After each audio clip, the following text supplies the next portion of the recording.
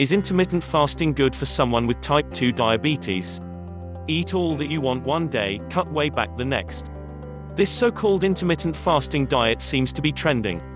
It may sound like a great way to lower your hemoglobin A1C as the pounds melt off. But is it a good idea? A new study from New Zealand suggests it might be, while 3 US doctors who reviewed the findings for EndocrineWeb urge caution, saying there are much better ways to achieve a healthy weight.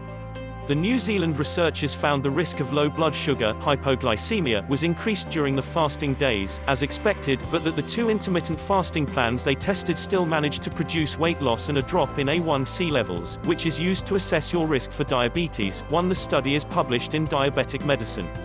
However, 3 endocrinology experts who reviewed and commented on the study for EndocrineWeb say other approaches are less hazardous and just as, or more effective in producing a healthy weight loss.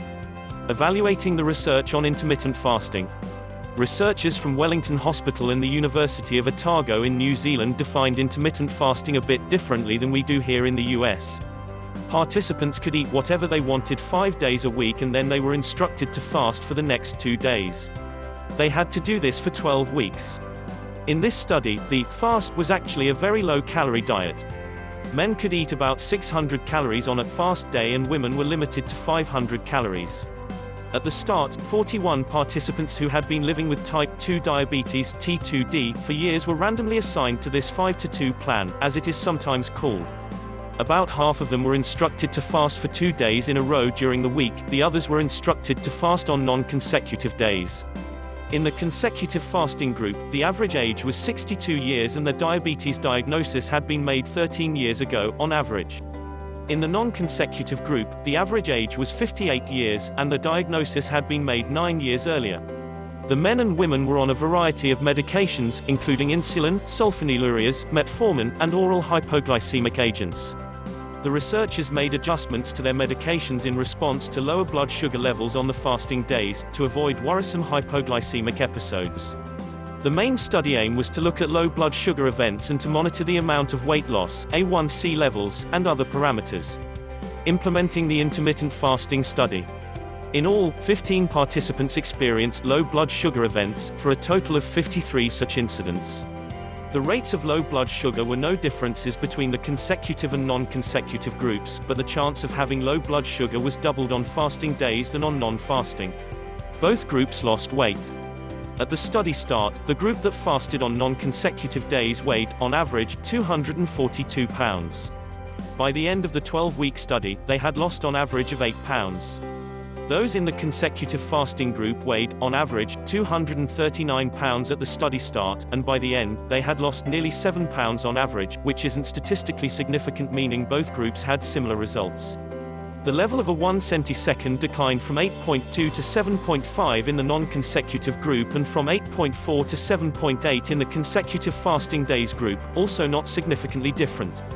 The final answer on the worth of this approach is still up for debate. The researchers write, "Our study protocol could be adopted for the longer-term studies that will be required to assess the tolerability and sustained efficacy of an intermittent fast."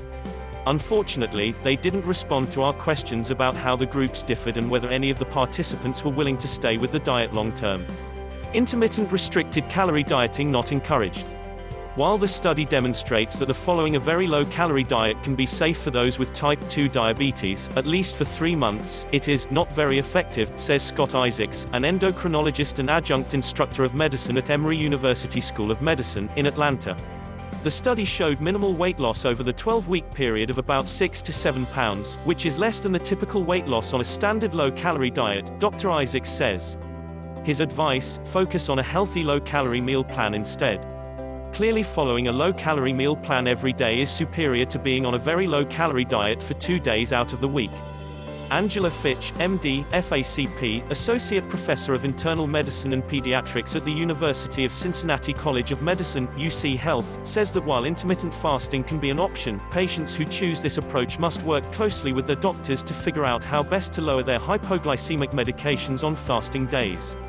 Overall, however, Dr. Fitch says, the most consistent way to lose weight and keep it off when you have type 2 diabetes is limiting the carbohydrates in your diet. Eating less than 150 grams of starchy carbs a day improves blood sugar levels and helps to promote weight loss for most people with T2D, she says. Eating less than 20 to 50 grams is even better, but harder to maintain long term, she says.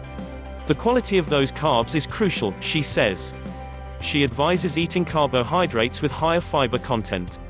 Choose cauliflower, for instance, not white rice. Despite the findings that the intermittent fasters lost some weight loss and lowered their A1C levels, the study did find a higher risk of hypoglycemia on the fasting days, points out Caroline Apovian, professor of medicine and pediatrics at the Boston University School of Medicine and director, Center for Nutrition and Weight Management, Boston Medical Center. The reason is people on insulin and sulfonylureas really cannot safely do intermittent fasting is because of the risk of hypoglycemia, she tells EndocrineWeb. With any of my patients who choose to follow a low-calorie diet, Dr. Apovian warns them that they will need to see her often to monitor their glucose levels and to adjust their medications, and they will need to check their blood sugars 3 times a day to avoid the risk of hypoglycemia. My guess is, people who try this, intermittent fasting, long-term are going to end up gaining weight, Dr. Apovian says. They need something more consistent.